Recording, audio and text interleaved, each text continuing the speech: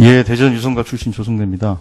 먼저 뭐 인사 문제와 관련해서 실제로 국정농단에 의해서 사실은 국가의 그 중추 기능이 사실상 마비된 상태였고, 그리고 인수위도 없는 상황에서 대통령직을 수행해야 되는 아주 어려운 처지에 인사검증이 막 몰리는 상황에서 다소 조금 좀 무리가 있었다라는 측면에 대해서는 지난번 운영에서도 비서실장께서 말씀을 하셨던 것 같고요.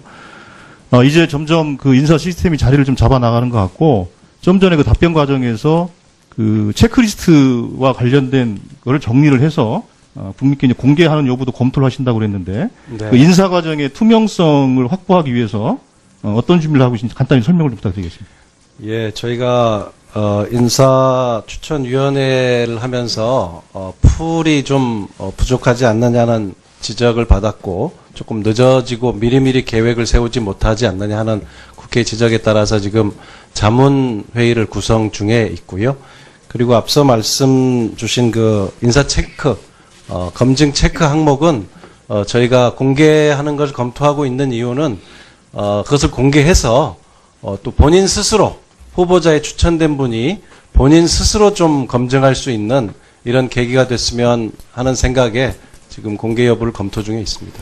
예, 그래서 제가 지난번에 그 운영이 그 결산할 때 그 한국판 플럼북을 만들어서 국가 주요 지휘에 대한 그 직위 분류를 통해서 좀 투명성을 높여나가자는 제안을 한 바 있으니 그것도 같이 검토를 좀 부탁을 드리겠습니다.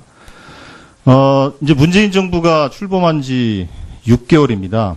6개월이면 5년 임기에 정확히 10분의 1에 도달한 겁니다. 아직 10분의 9가 남아 있습니다. 저 일부 야당에서는 문재인 정부 무능 심판 이렇게 해서 저렇게 걸어놓고 계시지만 국민들의 평가는 좀 다른 것 같습니다. 그걸 좀 먼저 보도록 하겠습니다. 먼저 소통 노력입니다. 문재인 대통령은 당선 시 야당부터 방문하겠다. 그 약속을 제일 먼저 지키게 됩니다. 이게 아마 문재인 대통령이 첫 번째 지킨 공약이라고 저는 생각을 합니다. 예, 저렇게 정우택 대표님, 예, 쭉 만나시죠. 박지원 대표님, 다 만나십니다. 예, 이렇게 얼마나 보기 좋습니까? 예, 넘겨주십시오.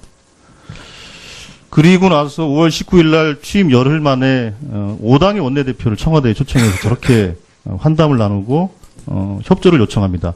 국민들은 저런 모습을 보면서 이제 좀 나라가 좀 잘 돌아가겠다라는 안심을 하게 될 거라고 저는 생각을 하고 있습니다. 그 뒤로 계속 그 여야 정당 대표들께 국정 현안에 대해 충분히 설명을 좀 잘 하셨다고 생각을 하고요. 예, 이 소통 노력입니다. 넘겨주세요.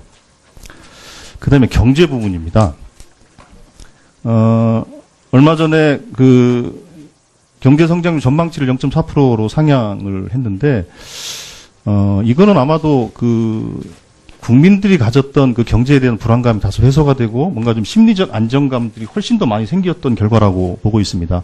예, 다음 장 넘겨보십시오. 예, 코스피도 마찬가지입니다. 코스피도 6개월 만에 14.41%가 상승을 합니다. 내년 상반기까지 뭐 3,000포인트 간다는 얘기도 있습니다. 즉 이게 6개월 동안 그 문재인 정부가 보내준 소통과 경제적 성과라고 저는 보고 있습니다. 그 결과 국민들이 아직도 70%가 넘는 국민들이 문재인 정부가 잘하고 있다라고 이렇게 평가하는 근거라고 생각을 하고 있습니다. 예, 제가 모두에 말씀드린 것처럼 이제 10분의 1이 이제 지난 거에 불과합니다. 아직 10분의 9가 남아 있습니다. 다행히 6개월의 성적표는 국민들로부터 좋은 평가를 받고 있습니다. 물론 완벽한 정부는 있을 수 없습니다. 그렇지만 대체적인 평가가 좋다라는 것이고, 이런 국민들의 기대를 더 받들어서 우리가 청와대가 특히 더 배전의 노력을 좀 해야 된다고 생각을 하고 있고, 나머지 10분의 9를 그런 각오를 가지고 좀 잘 해나가시기를 좀 요청을 드리고요. 혹시 6개월 평가와 관련해서 향후 국정 운영, 청와대 운영을 어떻게 하실지에 대해서 비서실장 혹시 간단하게 각오를 좀 말씀해 주십시오. 네, 대통령께서 저 국회 시정연설에서도 경제에 대해서 많은 강조를 하셨습니다만은 무엇보다도 국민들께서 경제 회복, 성장에 대한 이런 심리, 또 경제가 회복됨에 따라서 과거에 비해서는 그것이 조금 더 고르게 국민들에게 성장의 과실이 나눠질 수 있는 이런 철학에 대한 기대 심리가 작동하기 시작했다. 저희들은 그렇게 생각하고 있습니다. 이럴 때 조금 더 경제와 민생에 좀 더 힘을 쏟도록 그렇게 노력하겠습니다. 예. 말 그대로 기대가 현실이 되도록 같이 좀 노력을 해나가야 될 것 같습니다. 다음은, 좀 다른 좀 질의를 좀 드리겠습니다. 지금 이제 대통령이 위원장을 하시거나 의장을 하시는 기구가 한 6개 정도 있는 것 같아요. 예. 민주평통, 그리고, 국가경제자문회의, 국가과학기술자문회의, 그리고 얼마 전에 시행령으로 만든 일자리위원회, 네. 그리고 저출산고령화위원회, 그리고 또 하나가 있습니다. 인적자원위원회라는 게 있습니다. 저는 오늘은 국가인적자원위원회를 좀 말씀을 드리려고 합니다. 기억하시는 분들이 있을지 모르겠는데, 국가인적자원위원회는 김대중 대통령께서, 총괄적인 인적자원에 대한 그 총괄을 교육부 장관에게 하게 하면서 교육부 장관 교육부총리로 승격을 합니다. 그래서 총괄적 인적자원 관리본부를 맡기고 이거를 받아서 노무현 정부에서는 대통령 위원회인 인적자원위원회를 출범을 시키면서 대통령이 직접 주재하는 위원회 회의를 합니다. 그걸 통해서 총괄적인 국가 인적자원 관리 계획도 수립하고 그 실천 계획들도 점검을 하게 됩니다. 근데 이 계획이 이명박 정부, 박근혜 정부 들어와서 실종이 되게 됩니다. 국가인적자원위원회가 아직도 법상으로는 대통령 위원장으로 되어 있지만 실제로는 지난 9년, 10년 동안 한 번도 대통령이 위원회 회의를 수집하지 않은 그런 위원회가 돼버린 겁니다. 자, 여기서 저는 제안을 드리고 싶은 것이 오늘 업무보고에서도 일자리 정책이 제일 첫 번째 국정과제로 보고를 한 바 있습니다. 일자리위원회가 제 기능을 하기 위해서는 국가의 인적자원에 대한 체계적이고 종합적인 관리가 패키지로 같이 가야만 일자리 창출과 일자리로 인한 소득주도 성장에 저는 그 동력이 만들어질 거라고 보고 있습니다. 이 부분에 있어서 그 정책실장님께서는 충분하게 한번 검토를 좀 하셔서 인적자원위원회를 어떻게 좀 활성화할 것인지에 대한 검토를 좀 부탁드리도록 하겠습니다. 의견 혹시 있으면 말씀해 주세요. 네, 뭐 말씀 주신 것 잘 알겠습니다. 현재는 교육부 장관이 사회부총리를 겸하고 있는 이유가 말씀해 주신 대로 국가인적자원위원회로부터 시작이 된 거기 때문에 최근에 교육부총리가 이 사회부총리로서 역할을 할 수 있도록 저희들이 좀 여러 가지 걸 추진을 하고 있습니다. 네. 대통령께서 직접 챙기는 것 검토를 해달라는 요청입니다. 네, 알겠습니다. 네. 네. 조승래 의원님 수고하셨습니다. 다음 한국당의 정태욱 의원님 질의하시기 바랍니다. 예, 오전에 정의용 실장께서 우리 정용기 의원 질문에 대한 답변 과정에 대해서 이어서 몇 가지 여쭤보도록 하겠습니다. PPT에 보면은 흥진호 납포는 21일 날 1시 30분에 납포됐는데 이것이 해경이 인지한 거는 서류상으로는 21일 날 22시 19분입니다. 약간 엄청난 20시간 정도 지난 후에 된데 아까 실장님 답변 보면은 피랍 당사자가 위치나 또 납포 사실을 알리지 않으면 전혀 이걸 알 방법이 없다, 시스템이 없다, 뭐 그렇게 이야기한 거. 그게 바로 우리 국민들이 굉장히 잘못됐다고 생각하는 부분입니다. 물론 뭐 이 정부가 출범한 지 얼마 안 된 상황이긴 하지만 자, 그게 과연 맞느냐가 첫 번째 질문이고 두 번째로는 사태를 발생한 시점으로부터는 아주 많은 시간이 지났고 인지한 후에 10시간이 지나고 난 다음에 청와대에 최초 보고를 합니다. 그렇죠? 이거는 분명하게 우리 청와대에서 이번에 받은 자료로 확인한 거니까 아마 거짓말이 없을 거 부인을 못할 겁니다. 그렇게 늑장 보고한 것 자체가 두 번째 문제입니다. 그리고 또 그보다도 약 7시간 앞서가지고 해경청은 해군 1함대에다가 흥진호가 이 문제가 있으니까 수색 요청을 합니다. 그러면은 그 문제를 우리가 인식하기는 최소한 실무자들은 실종 가능성이나 납포 가능성을 충분히 알았다는데 여기도 전혀 대책이 없습니다. 그리고 또 두 번째 문제는 이것을 해군에 보고가 됐는데도 국방장관도 대통령과 똑같이 27일날 북한 방송 보고 알았다는 겁니다. 이게 바로 국방부 장관이 여기에 대해서 제대로 해군이 장악이 안 되고 있다는 걸 또 이야기합니다. 자, 그다음 페이지 한 페이지. 자, 그런데 똑같은 사태 거의 비슷할 겁니다. 뭐 물론 정부 여당에서는 다르게 표현할 수 있을지 모르지만은 대승호 사건이 2010년 8월 8일 이거 이명박 대통령 때인데 여는 납포 되자마자 당일날 바로 인지하게 되고 당일 바로 송환해달라고 요구를 합니다. 그런데 이 정부는 5일이나 지나가 겨우 알게 됩니다. 이거 엄청난 문제가 되고 있습니다. 자, 그 다음.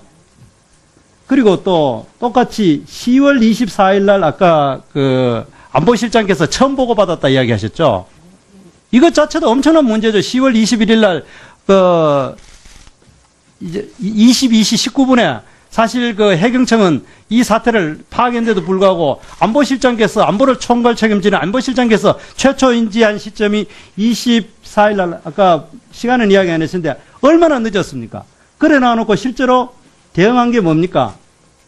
대응한 데 보면 청와대가 대응한 거는 24일 날 안보실장이 그 보고를 받으셨고 10월 26일 날 15시경에 자료에 보면 위기센터장 직급 찾아보니까 1급이 띠다. 센터장이 그냥 했는 소리가 해경청에다가 아주 한가한 이야기합니다. 전환 대비하라고. 그리고 아까 우리 안보실장이가 1차장께서 나오셔가지고 하는 소리가 뭐 여러 가지 수색도 했다. 그건 말짱 거짓말입니다. 실제로는 처음에 인식한 것이 그 안보실장께서 안보실장한 거는 10월 24일 날이고 해경청에 지시한 거는 10월 26일입니다. 그동안 아무 일도 안 했는 거예요, 청와대는. 그걸 바로, 이거는 정말 그 다른 분 몰라도 안보실장님께서 굉장히 이 사태를 안이하게 생각하셨다. 이 부분에 대해서는 어떤 이야기를 하더라도 변명이 안 될 겁니다. 아까 시스템 문제는 뭐 변론으로 하더라도. 그리고 또 한 가지는 대통령께 최초 보고된 것이 10월 27일 날 결국 중앙통신이 6시 30분에 모니터링하고 대통령한테 보고했다. 아니 대통령과 국방부 장관이 북한 중앙방송 받고 나야 국민이 외국인 포함해가 10명이나 되는 배가 납포되고 보고되는 거를 그거를 그냥 북한 중앙통신이 알려줘야 아는 그런 체제를 운영하는 것이 과연 맞습니까? 그리고 이 정부는 출범할 때부터 뭐라고 했습니까? 이 세월호가 너무나 무능해가지고 적폐라고 이야기하고 그렇게 이야기했는데 그보다도 하나도 나아진 게 없지 않습니까? 이거야말로 신적폐인 겁니다. 자, 그리고 또 하나 더 봅시다. 자, 똑같이 대승호 사태, MB 정부 때입니다. 그때 당시에 대승호 사람들이 들어올 때 자유스럽게 복장을 해가지고 들어오자마자 선장하고 기자들이 전부 다 기자회견합니다. 기자회견하고 가족 다 만납니다. 자리 선약하고 울고 뭐 끌어안고 울고 뭐 난리 납니다. 그러고 난 다음에 바로 이제 속초 병원으로 갑니다. 그런데 이 정부가 했는 건 뭡니까? 이렇게 무능한 행동을 해놔놓고도 제일 먼저 했는 건 저 마스크를 똑같이 씁니다. 저 차가 속초 505 차인데 속초 505는 왜 너무 똑같은 마스크를 수십 개 준비했습니까? 똑같은 마스크를 저래 입히는 건 분명히 이 정부가 뭔가 지시를 내렸겠죠. 언론을 접촉하지 못하게 하고 인터뷰를 하지 못하게 하는 지시가 있었기 때문에 가능했다고 충분히 사정되지 않습니까? 딴 거는 그렇게 무능하면서 어떻게 언론을 통제하는 건 이렇게 유능한지나 이걸 지적하고 그런 겁니다. 그리고 난 다음에 배에서 내리자마자 바로 버스 태워가지고 병원에도 안 가고 포항으로 이동해가지고 정부 조사를 갑니다. 자, 그 다음 페이지. 그러고 난 다음에 나타나는 것이 일반 선원들이 그 중앙일보하고 인터뷰할 때는 이거는 이제 사진은 뭐 그냥 예시 사진인데 여인숙 같은 데 머물렀다 그래요. 그런데 그 바로 다음 날 한국일보에서 인터뷰한다면 선장한테 뭐 호텔을 묵었다 그래요. 호텔 이름까지 정확히 이야기합니다. 이래 되면은 이 정부는 선원이 납북되고 피랍되고 그걸 구제하는 데는 전혀 무능하면서도 이 어부들을 언론을 통제하고 제대로 인터뷰 못하는 건 아주 체계적으로 했다는 걸 이야기하고자 합니다. 이 정부가 세월호 때보다 무엇이 나았는지를 지금 국민들이 묻고 있는 겁니다. 실장님 혹시 답변 부탁드립니다. 답변 드리겠습니다. 제가 대략적으로 답변 드리고 필요하시다면 상세한 것은 저희 1차장으로 하여금 추가 답변 드리겠습니다. 구체적인 뭐 팩트는 중요하지 않지 않습니까? 예. 이 총체적인 무능 상태에 대해서 더 이상 이야기할 필요는 없다고 생각합니다. 제가 거듭 말씀드립니다만 이번에 그 흥진호 사건의 가장 중요한 그 문제점은 어선의 위치를 우리 해경 당국이나 해수부에서 파악할 수 없게 돼 있다는 점입니다. 그다음에 또 우리 많은 어선들이 위치 보고를 하지 않고 불법 조업을 자주 하고 있다는 사실입니다. 이 사건이 처음 보고가 됐을 때, 이 실무선에서는 세 가지 상황을 상정을 하고 검토를 했던 것으로 보고를 받았습니다. 하나는 불법 조업의 가능성, 또 하나는 조난의 가능성, 또 하나는 납포의 가능성까지 염두에 두고 검토를 했는데, 이 초기에 흥준호가 보고했던 위치, 또 선주가 보고했던 위치, 나중에 다 허위로 판명됐습니다만 그 위치를 믿고 그러한 위치에서는 납포될 가능성은 없다. 납포 가능성 1차 배제하고 불법 어업 또는 조난의 가능성만 두고 대응을 했습니다. 그래서 그 대응에 관해서는 그 정부로서는 상당히 철저하게 했다고 저는 판단하고 있습니다. 오전에도 말씀드렸습니다만 함정을 20척 동원하고 비행기도 10척을 동원하고 주변국에도 수색 요청을 하고 또 이러한 과정에서 선주 쪽에서는 사실 수색을 하지 말아달라고까지 당국에 요청을 했는데도 불구하고 정부가 나서서 직접 이 수색을 했습니다. 27일 날 북한이 이 사람들 송환해 주겠다고 발표하고 난 다음에 이 사람들이 안전하다는 것을 처음 알게 된 것은 사실입니다. 이게 이러한 문제점이 있기 때문에 오전에 제가 보고 드렸습니다만 앞으로 이러한 사고가 다시 발생하지 않도록 그 어선에 대한 이 위치 확인 시스템을 저희가 개발해서 앞으로 빠른 시일 내에 이것을 이러한 대응을 하려고 하고 있고요. 그 다음에 그 대승우가 2008년도 8월 달에 바로 우리 정부에서 대응을 할 수 있었던 것은 납포하자마자 바로 신고를 했기 때문에 그렇습니다.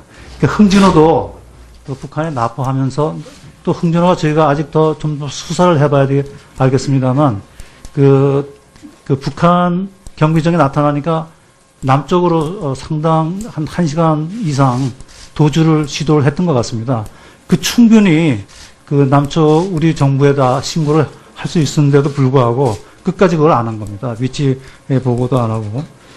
그리고 흥진호 가족들이, 이 흥진호 선원들이, 자기 신분들을 밝히지 말아달라고 했기 때문에 제가 그건 도와준 것입니다. 네, 한마디 하시죠. 실장님, 다 국민들은 다 알고 있을 겁니다. 그리고 또 워낙 의원님께서 이 상황을 해경이 다른 측면에서 말씀하시니까 해경이 국민들이 오해할 것 같아요. 수색을 했는데도 불구하고 청와대는 아무 조치를 안 지르고 안보실장 1급이 그냥 조난 가능성이 해라 하고 이래 됐는 거는 국방부 장관이 해경이 다 하는데도 조치를 청와대가 제대로 안 했는 거 아닙니까? 이 부분에 대해서는 그렇게 실무적인 문제를 가지고 우리 죄송한 표현입니다만은 변명을 하시는 것보다 그냥 분명히 잘못된 거 아닙니까? 그 부분에 대해서 이야기를 하셔야지. 그래 실무적인 이유를 자꾸 이야기하시면은 본질하고 뒤떨어진다고 생각을 합니다. 네. 자, 우리 정태욱 의원 수고하셨습니다. 다음 재윤경 의원님 질의해 주시기 바랍니다. 네, 재윤경입니다. 오전에 우리 위원장님께서 의사진행 발언을 제가 애타게 요청했음에도 불구하고 기회를 안 주셔서 본질의 시간 좀 할애해서 의사진행 발언을 좀 하면은요. 아까 미국의 트럼프 대통령 방한과 관련해서 민감한 시기고 중요한 외교 행사기 때문에 국민들의 정치적 의사 표현이 그 방식에 있어서 좀 지나칠까 염려하시는 그런 말씀이 있으셨는데 그 염려하시는 말씀 충분히 알겠습니다. 다만 미국의 대통령에 대한 반대 시위를 염려하시는 것만큼 대한민국의 국회의원으로서 국회법 위반 논란까지 제기되는 의사 표현에는 문제가 없었는지 좀 돌아왔으면 좋겠고요. 그럼에도 불구하고 미국의 대통령보다 대한민국의 대통령을 더 존중하는 마음이 전제돼 있으실 것이다. 이렇게 생각합니다. 더불어 국회의원은 여러 의사 표현의 수단이 있지 않습니까? 근데 위법 논란마저 제기되는 방식의 표현조차 국회의원은 존중받아야 되고 국민은 염려하고 이러한 특권의식 혹은 이중적 잣대 이런 걸 갖고 계시고 말씀하신 것은 아니리라 이렇게 믿고 싶습니다. 본질이 들어가겠습니다. 정책실장님, 그 프랑스의 경제학자 토마 피케티가 지금의 불평등 구조가 레미제라블 시대보다 더 심할 수 있다 이렇게 지적한 바가 있죠. 네. 근데 보니까 최근에 우리나라 경제학자들 중에는 대한민국의 지금 불평등 정도는 이미 레미제라블 시대보다 더 심하다 이렇게 그 문제 제기를 하고 있는데 어떻게 생각하십니까? 그때 제가 그 당시에 프랑스 상황을 정확하게 알지 못해서 죄송합니다. 예. 뭐 계산을 해보니까 소위 이제 피케티 지수에 따르면 우리나라가 조금 더 불평등 상황이 심각한 수준이다 이렇게 얘기를 하고 있습니다. 저희가 지금 새 정부 들어서서 소득주도 성장을 열심히 이렇게 강조를 하고 그에 따른 소득 재분배를 위해서 여러 정책들을 이렇게 내놓고 계시는데요. 이게 그 표를 좀 보시면은 90년대만 해도 경제가 성장하면은 이것이 민간 소비 증가율하고 예, 바로 이어졌습니다. 그래서 거의 같은 수준이었는데 2011년부터 2016년 이렇게 보니까 성장은 하는데 소비는 늘어나지 않는 한마디로 저성장도 문제인데 이렇게 가뜩이나 낮은 성장률에도 불구하고 그것이 소비로 이어지지 않는 이렇게 저성장과 돈맥경화 현상이 심화되면서 경제 전체가 악순환의 길에 들어선 것이 아닌가 이런 생각을 합니다. 이런 악순환의 가장 큰 원인이 뭐라고 생각하십니까? 예, 경제 성장의 성과는 결국은 국민 총 소득, 다시 말해서 국민 총 생산과 국내 총 생산 GDP와 국민 총 소득은 거의 99.5% 이상 같은 개념인데요. 그 국민 총 소득 중에서 가계로 분배된 비중이 지속적으로 줄었기 때문에 결국 결국은 불평등의 소비가 문제죠. 예, 예. 그러니까 그 소득의 재분배가 사실은 지나치게 소수에게 귀속이 되면서 문제가 발생했을 것이다 보이는데요. 이게 다음 페이지를 보시면은 이게 최근에 우리나라 국민들의 현실입니다. 다중채무자가 지금 390만 명. 금융회사 세 군데에서 돈을 빌렸고요. 적어도 최소한 빚이 한 10개 정도 있을 것으로 추정이 되는 분들입니다. 이분들 빚 돌려막으면서 어렵게 생활을 하고 계시고 장기연체 채무자가 또 100만 명이 있습니다. 건강보험 체납자가 400만 명이 넘습니다. 우리나라 국민들 지금 거의 500만 명, 경제활동 인구를 추산했을 때 이게 적은 비율이 아닙니다. 굉장히 높은 비율의 사람들이 최소한의 생활도 불가능한 상황이다. 바로 이게 결국은 경제는 성장하는데, 예, 국민들은 계속 가난하고 소비할 수 없는 그런 현상을 만들지 않았나 이런 생각이 듭니다. 이분들에게 새 출발의 기회를 주고 최소한의 생활이 가능하도록 해주는 그런 소득 재분배, 이것이 퍼주기입니까? 그럴 수는 없죠. 국민들의 최저 생활을 보장하는 것은 국가의 책임이다. 그렇게 생각합니다. 예, 맞습니다. 제가 참으로 안타깝게 생각하는 게 이분들에게 또 경우에 따라서는 도덕적으로 문제가 있어서 빚을 갚는 것을 회피하고 있는 것은 아닌가 이런 도덕적 그 해이 논란까지도 아주 불명예스럽게 제기하면서 이들에게 최소한의 삶을 보장하는 것은 퍼주기다. 이분들이 도덕적으로 문제가 있어서 이렇게 사시는 게 아닙니다. 그렇지 않습니까? 네. 경제 정책의 실패로 인해서 이렇게 최소한의 생활이 어려운 거 아닙니까? 근데 보시면은 국민들은 요즘에 더 허탈할 것 같습니다. 국민들에게 돈을 쓰면 퍼주기라고 하고 알고 보니까 세금을 자기 돈인 양 권력 실세들에게 상납을 하고 있더라. 그것도 월 1억씩입니다. 이런 뉴스를 접할 때마다 국민들 대단히 허탈하고 배신감이 들고 이게 나라인가 이런 생각이 들 것 같습니다. 저는 적극적으로 소득 재분배 자신감을 갖고 정부가 강하게 추진했으면 좋겠습니다. 또한 하고 싶은 것이 이게 과거에 퍼주기 논란에 처음 아주 큰 국민적 관심을 끌었던 무상급식 제도 실시 이후에 이 무상급식을 통해서 국민소득이 오히려 증가하는 결과를 봤다라는 연구 결과가 있어서 좀 소개를 해드릴까 합니다. 3조 원가량의 무상급식을 실시했더니 국민소득이 약 4,130억 원 증가했고 또 밑에 보시면은요 진위 개수도 개선이 됐고 절대적 빈곤율, 상대적 빈곤율 전부 감소했습니다. 또 그 다음 페이지를 보시면요 물가 상승률 억제 효과도 이렇게 있습니다. 이게 전면 실시한 곳 8곳과 그리고 제한적 실시한 곳 5곳 그리고 무상급식을 실시하지 않은 곳의 물가 상승률을 비교한 겁니다. 예, 이게 이렇게 우연한 결과로 도출된 것이 아닙니다. 그래서 당시 저는 이 무상급식을 통한 국민소득의 기여, 그리고 또 실제로 그 사회 경제적 효과, 예, 물가 상승률 억제 등의 여러 경제적 효과들에 대해서, 사회적 효과들에 대해서 분석했던 과거 사례가 있습니다. 이번에 소득 재분배를 전제로 여러 복지정책 확대 및 일자리 정책들을 전개를 하고 계시는데, 추진을 하고 계시는데, 그에 따른 저는 한번 승수 효과를 계산해 보셨으면 좋겠고, 적극적으로 국민들께 홍보를 해서 소득 재분배와 성장은 무관하지 않다. 그래서 더욱 자신감을 갖고 국민적 여론에 힘을 갖고 추진했으면 좋겠습니다. 당부드리고 네, 잘 알겠습니다.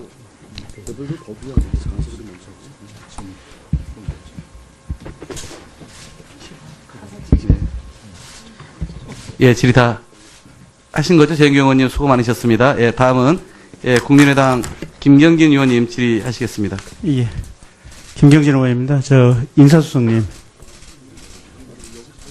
가셨나요? 네. 실장님, 그러면. 좀 여쭤볼게요.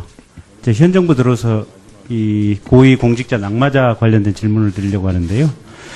김기정 안보실 2차장 한 열흘 정도 재직하셨다 이제 낙마를 하셨는데, 누가 추천했는지, 인사 추천하셨는지 혹시 알고 계십니까? 저희가 지금 추천에 관한 이제 인사 실명제를 하고 있습니다. 그리고 또 인사수석실에서 발굴한 경우도 있고요. 하지만 많은 분들로부터 추천을 봐서 저희가 인사추천위원회 어쨌든 이 자리에서는 답변하시기는 곤란하시죠? 네, 그렇습니다. 네, 제가 지금 시간이 한정이 있어서 인사수석님 마침 오셨네요.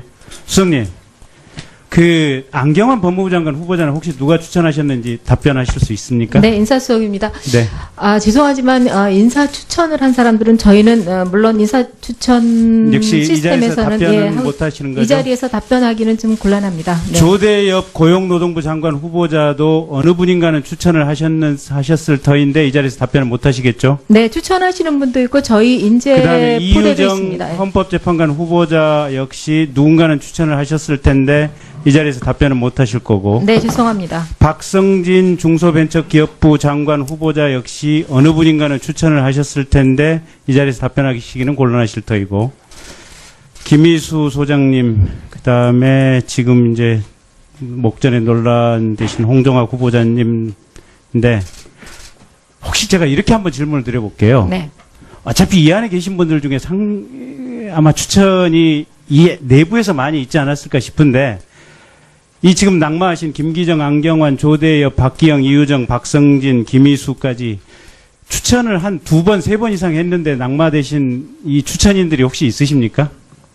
제가 의원님 말씀하시는 바를 제대로 이해를 못했습니다. 여러분이 추천했음에도 불구하고 낙마하신 분이 있느냐 이렇게 물어보신 건가요? 아니요, 그건 아니고 네.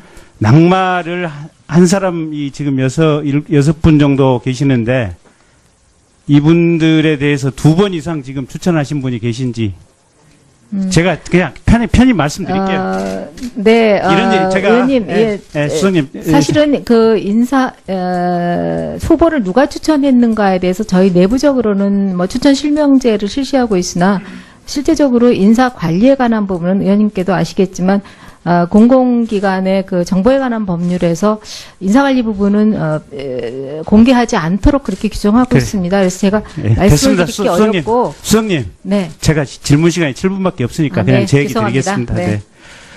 제가 드리고 싶은 얘기는 이런 겁니다. 뭐냐면 추천을 했는데 계속 잘못된 사람만 추천을 하는 사람은 다음부터 좀 추천을 못하도록 하는 페널티가 좀 있어야 되지 않겠느냐. 혹시 그런 사람은 없는지 그냥 한번 여쭤보는 겁니다. 네, 의원님 말씀 잘 명심하겠습니다. 예. 네. 지금 이제 인사 검증을 한다고 하시는데 이제 내부적으로 이렇게 질문상 답변서 써내는 거 왜 우리가 이제 제가 이건 잘 몰라서 여쭤보는데 국정원 조남 파일이나 경찰을 통해서 인사 검증을 한다 그런 얘기들이 이제 한간에 많이 돌거든요. 지금도 국정원이나 경찰을 통해서 인사 검증을 하고 있습니까? 네, 인사 검증은 저희 검증팀에서 하고 있습니다. 저희 인사수석실 소관은 아닙니다만 조남 파일은 보지 않는 걸로 저는 알고 있습니다. 국정원 파일 안 보시는 거죠? 그렇습니다. 경찰 파일 안 보시는 네. 거죠? 제가 왜 이 질문을 드리냐면 인사 검증을 하는데 경찰이나 검찰이 개입을 또는 국정원이 개입을 한다면 그 자체의 기관에 이기심이 들어갈 여지가 있고, 두 번째는 국정원이나 경찰, 검찰이 그거를 할 법적 권한이 없다는 겁니다. 그래서 제가 알고 있는 한도 내에서는 아닌 것으로 알고 있습니다. 네. 예, 알고 있는 한도를 벗어나서도 아니기를 네. 기원해 봅니다. 그 다음에 지금 지난번에 이제 외교부 장관님하고 방송통신위원장님하고 자제분들이 지금 미국 국적을 가지고 있어서 지금 논란이 됐었거든요. 네. 근데 최초의 후보자 고르고 인사 검증하는 과정에서 자제분들 외국 국적, 특히 선진국 국적 가지고 있는 부분은 조금 거르십니까? 예, 저희가 파악은 했었습니다만 사실은 그 자녀들의 이중국적 같은 경우에는 주로 병역 면탈과 연관시켜서 보고 있습니다. 그래서 병역 면탈과 관련된 부분이 아니라면 그러니까 범죄적 행위만 아니라면 네, 그냥 너무 그렇습니다. 용인한다 지금 예. 그거 아니겠습니까? 근데 네, 그렇습니다. 저는 그때 방통위원장 때도 같은 말씀을 드렸는데 대한민국의 장관급 강요라면 사실은 자녀들의 이중국적을 가지고 있는, 그러니까 자녀들이 성인이 돼서 20세 넘어서 본인이 자발적으로 외국 국적을 취득해서 갔다라고 하는 것은 부모가 더 이상 통제하거나 관할할 수 없으니까 그건 어떻게 할 수 없대. 아이들이 어렸을 때 자녀의 외국 국적이나 특히 선진국 국적을 만들어준 사람이라면 그런 사람이 과연 대한민국을 사랑하고 대한민국의 장관 자격이 있을까? 저는 고민이 많이 됩니다. 그래서 이게 단순히 범죄 행위에 해당하지 않으면 거르지 않겠다라는 그런 소극적인 자세를 더 벗어나서 진정으로 대한민국을 사랑할 마음의 자세와 역사적 히스토리를 자녀를 키우는 과정에서도 가지고 있었는가 한번 좀 살펴봐 주시기 바랍니다. 네, 의원님 주신 말씀 깊이 고민하도록 하겠습니다. 예. 그리고 실장님, 지금 이제 여러 가지 지금 적폐청산위원회들 있지 않습니까? 예. 이 적폐청산위원회들 중에 민간인 자격을 가지고 지금 위원으로 참여하고 있는 사람들이 지금 상당수가 되는 것 같거든요, 보면. 근데 이 사람들이 국가 기밀이나 공무상 비밀에 접근할 수 있습니까? 각 기관에서 이 위원회의 권한을 TF라는 게 아시다시피 무슨 법적으로 만든 건 아니고 그것이 TF의 의견이 곧바로 무슨 구속력을 갖는 건 아니지 않습니까? 다만 이 TF를 구성한 해당 기관의 장이 이 위원회의 그런 권한을 그러니까 해당 기관의 장이 어떻게 하느냐에 따라 좀 다를 것으로 봅니다. 그런 비밀 취급 인가를 줄 수 있는 권한이 있냐 말입니다. 제가 볼 때는 제 의견을 먼저 말씀드리겠습니다. 그러니까 적폐청산 필요합니다. 근데 적법 절차에 따라서 해야 되는데 문제는 지금 이제 확실하지는 않지만 국정원 적폐청산 태스크포스의 민간위원들이 비급 비치 인가를 지금 8월 29일인가 받았다 그래요. 근데 과연 이 민간인들에게 이 비밀 취급 인가를 줄 수 있느냐? 그 다음에 이게 준다고 하더라도 이게 합법적이냐? 법에 근거가 없는데. 그래서 이건 법적으로 문제가 상당히 있는 것이 아니냐. 그래서 합법적인 방식으로 이 민간위원들에게 공무원에 관한 공직자의 자격을 부여한다든지 관련 국가정보원 직원법 3조를 보면 임시직 직원으로 임명할 수 있는 길도 분명히 열려 있습니다. 그래서 공무원이 아닌 민간인 신분의 위원회의 위원들에게 법에 근거가 없는 권한 행사를 할 수 있도록 한다면 이거 역시 나중에 상당한 문제의 소리가 있다. 요번에 사실은 신고리 오리코기 공론화위원회도 지금 이게 국무총리 훈령으로 만들어졌는데 이거 역시 상당한 지금 법적 논란이 있었거든요. 그래서 그런 측면도 한번 꼼꼼하게 좀 따져보시고 나중에 법적 문제에 휘말리지 않기를 바랍니다. 네, 국정원에서 많이 따져봤을 것으로 믿습니다만 저희들도 한번 할 수 있으면 업무협조를 통해 체크를 해보도록 하겠습니다. 네, 김경진 의원님 수고 많으셨습니다. 다음은 자유한국당의 전희경 의원님. 그게 과연 맞느냐가 첫 번째 질문이고, 두 번째로는 사태를 발생한 시점으로부터는 아주 많은 시간이 지났고 인지한 후에 10시간이 지나고 난 다음에 청와대에 최초 보고를 합니다. 그렇죠? 이거는 분명하게 우리 청와대에서 이번에 받은 자료로 확인한 거니까 아마 거짓말이 없을 거 부인을 못할 겁니다. 그렇게 늑장 보고한 것 자체가 두 번째 문제입니다. 그리고 또 그보다도 약 7시간 앞서가지고 해경청은 해군 1함대에다가 흥진호가 이 문제가 있으니까 수색 요청을 합니다. 그러면은 그 문제를 우리가 인식하기는 최소한 실무자들은 실종 가능성이나 납포 가능성을 충분히 알았다는데 여기도 전혀 대책이 없습니다. 그리고 또 두 번째 문제는 이것을 해군에 보고가 됐는데도 국방장관도 대통령과 똑같이 27일날 북한 방송 보고 알았다는 겁니다. 이게 바로 국방부 장관이 여기에 대해서 제대로 해군이 장악이 안 되고 있다는 걸 또 이야기합니다. 자, 그 다음 페이지. 자, 그런데 똑같은 사태, 거의 비슷할 겁니다. 뭐, 물론, 정부 여당에서는 다르게 표현할 수 있을지 모르지만은, 대승호 사건이 2010년 8월 8일 이거, 이명박 대통령 때인데, 여는 납포 되자마자 당일날 바로 인지하게 되고, 당일날 바로 송환해달라고 요구를 합니다. 그런데 이 정부는 5일이나 지나가 겨우 알게 됩니다. 이거 엄청난 문제가 되고 있습니다. 자, 그 다음. 그리고 또 똑같이 10월 24일 날 아까 안보실장께서 처음 보고받았다 이야기 하셨죠? 이것 자체도 엄청난 문제죠. 10월 21일 날 이제 22시 19분에 사실 해경청은 이 사태를 파악했는데도 불구하고 안보실장께서 안보를 총괄 책임지는 안보실장께서 최초 인지한 시점이 24일 날 아까 시간은 이야기 안 했는데 얼마나 늦었습니까? 그래 혹시 6개월 평가와 관련해서 향후 국정 운영, 청와대 운영을 어떻게 하실지에 대해서 비서실장 혹시 간단하게 각오를 좀 말씀해 주십시오. 네, 대통령께서 저 국회 시정연설에서도 경제에 대해서 많은 강조를 하셨습니다만은 무엇보다도 국민들께서 경제 회복, 성장에 대한 이런 심리 또 경제가 회복됨에 따라서 과거에 비해서는 그것이 조금 더 고르게 국민들에게 성장의 과실이 나눠질 수 있는 이런 철학에 대한 기대 심리가 작동하기 시작했다. 저희들은 그렇게 생각하고 있습니다. 이럴 때 조금 더 경제와 민생에 좀 더 힘을 쏟도록 그렇게 노력하겠습니다. 예. 말 그대로 기대가 현실이 되도록 같이 좀 노력을 해나가야 될 것 같습니다. 다음은 좀 다른 좀 질의를 좀 드리겠습니다. 지금 이제 대통령이 위원장을 하시거나 의장을 하시는 기구가 한 6개 정도 있는 것 같아요. 예. 민주평통, 그리고, 국가경제자문회의, 국가과학기술자문회의, 그리고 얼마 전에 시행령으로 만든 일자리위원회, 네. 그리고 저출산고령화위원회, 그리고 또 하나가 있습니다. 인적자원위원회라는 게 있습니다. 저는 오늘은 국가인적자원위원회를 좀 말씀을 드리려고 합니다.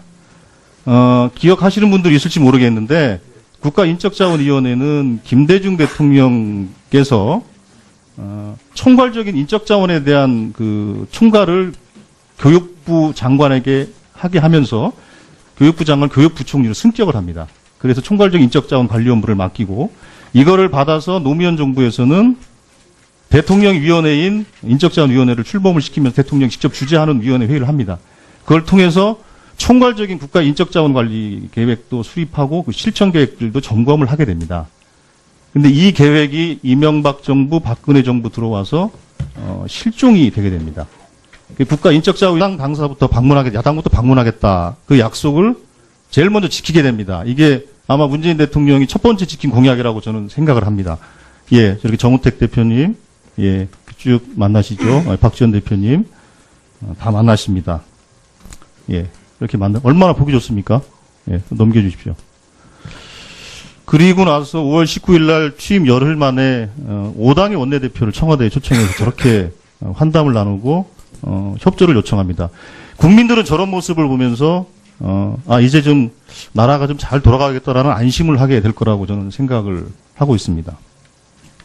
그 뒤로 계속 여야 정당 대표들께 국정 현안에 대해 충분히 설명을 좀 잘 하셨다고 생각을 하고요.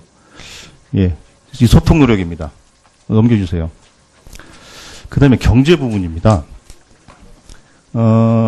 얼마 전에 경제 성장률 전망치를 0.4%로 상향을 했는데, 이거는 아마도 국민들이 가졌던 그 경제에 대한 불안감이 다소 해소가 되고 뭔가 좀 심리적 안정감들이 훨씬 더 많이 생겼던 결과라고 보고 있습니다. 예, 다음 장 넘겨보십시오. 예, 코스피도 마찬가지입니다. 코스피도 6개월 만에 14.41%가 상승을 합니다. 내년 상반기까지 뭐 3,000포인트 간다는 얘기도 있습니다. 즉 이게 6개월 동안 그 문재인 정부가 보내준 소통과 경제적 성과라고 저는 보고 있습니다. 그 결과 국민들이 아직도 70%가 넘는 국민들이 문재인 정부가 잘하고 있다라고 이렇게 평가하는 근거라고 생각을 하고 있습니다. 예, 제가 모두에 말씀드린 것처럼 이제 10분의 1이 이제 지난 거에 불과합니다. 아직 10분의 9가 남아 있습니다. 다행히 6개월의 성적표는 국민들로부터 좋은 평가를 받고 있습니다. 물론 완벽한 정부는 있을 수 없습니다. 그렇지만 대체적인 평가가 좋다라는 것이고 이런 국민들의 기대를 더 받들어서 우리가 청와대가 특히 더 배전의 노력을 좀 해야 된다고 생각을 하고 있고 나머지 10분의 9를 그런 각오를 가지고 좀 잘 해나가시기를 좀 요청을 드리고요.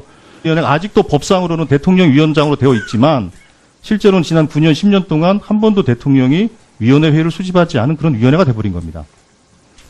자, 여기서 저는 제안을 드리고 싶은 것이 오늘 업무보고에서도 일자리 정책이 제일 첫 번째 국정과제로 보고를 한 바 있습니다. 일자리위원회가 제 기능을 하기 위해서는 국가의 인적 자원에 대한 체계적이고 종합적인 관리가 패키지로 같이 가야만 일자리 창출과 일자리로 인한 소득주도 성장에 저는 그 동력이 만들어질 거라고 보고 있습니다. 이 부분에 있어서 그 정책실장님께서는 충분하게 한번 검토를 좀 하셔서 인적자원위원회를 어떻게 좀 활성화할 것인지에 대한 검토를 좀 부탁드리도록 하겠습니다. 의견 혹시 있으면 말씀해 주세요. 네, 뭐 말씀 주신 것 잘 알겠습니다. 현재는 교육부 장관이 사회부총리를 겸하고 있는 이유가 말씀해 주신 대로 국가인적자원위원회로부터 시작이 된 거기 때문에 최근에 교육부총리가 이 사회부총리로서 역할을 할 수 있도록 저희들이 좀 여러 가지 걸 추진을 하고 있습니다. 네. 대통령께서 직접 챙기는 것만 검토를 해달라는 요청입니다. 네, 알겠습니다. 네. 네. 조승래 의원님 수고하셨습니다. 다음 한국당의 정태욱 의원님 질의해 바랍니다. 예, 그 오전에 정의용 실장께서 우리 정용기 의원 질문에 대한 답변 과정에 대해서 이어서 몇 가지 여쭤보도록 하겠습니다.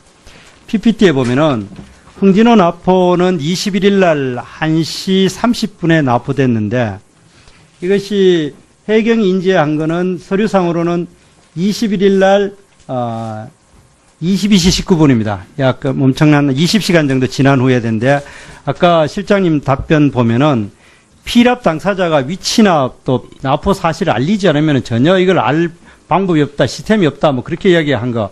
그게 바로 우리 국민들이 굉장히 잘못됐다고 생각하는 부분입니다. 물론 뭐 이 정부가 출범한 지 얼마 안 된 상황이긴 합니다만. 예, 대전 유성갑 출신 조승래입니다.